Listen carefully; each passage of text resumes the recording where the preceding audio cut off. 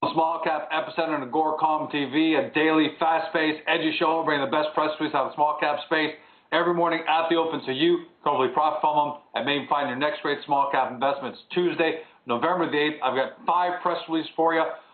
Canada, U.S., resources, pharmaceuticals, some great news. Let's start you off first with McLaren Resources, trades on the Canadian National Stock Exchange under the stock symbol MCL, for our friends in Germany on the Frankfurt Exchange on the stock symbol 3ML. This press release actually came out yesterday after the market opened around noon. That's why we didn't report on it yesterday. This is an AGORACOM client. Have to disclose that, but as always, we don't talk about AGORACOM client news unless it stands on its own 2 feet. This one's a good one. McLaren's announced that they've optioned an exploration property adjacent to the Hollinger and McIntyre mines in Timmins, Ontario.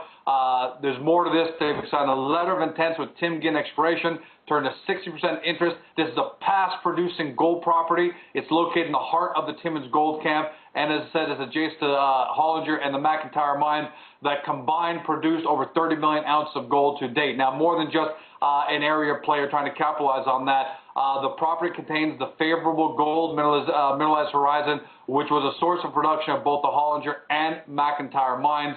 Drilling will initially focus on targets between surface and 300 meters deep.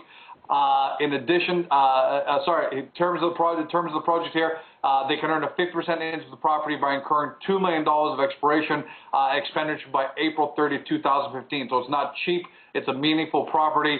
They're concentrated in the heart of the Timmins Gold Camp, where they also own and operate a 50% interest in the former gold-producing Blue Quartz mine property. So they've got 2 former gold producers sitting right in the Timmins Gold Camp. That's a great place to be. Those are great projects to have.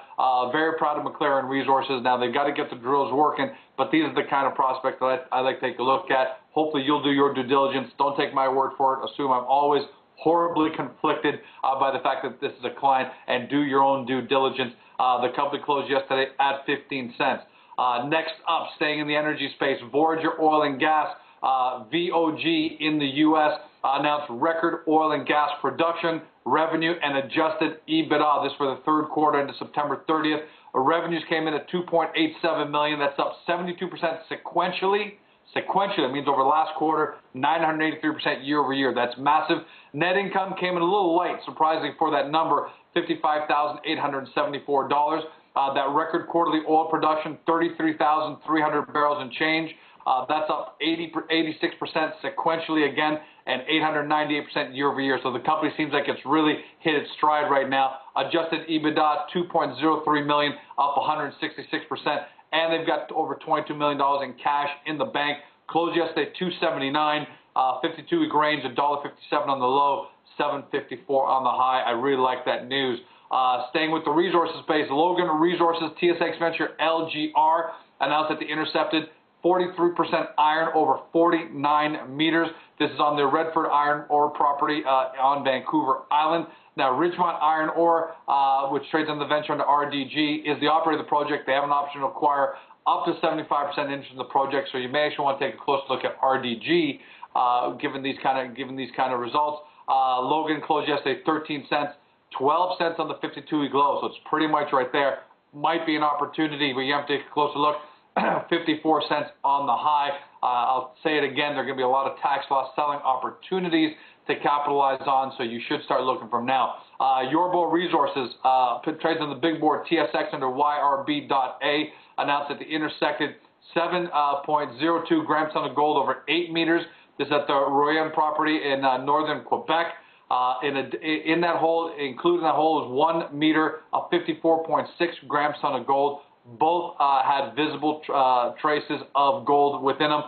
Closed yesterday 19 cents, 39 on the high, 14 cents on the low. And finally, Beacon Enterprise, getting away from the resources, but I really like this news.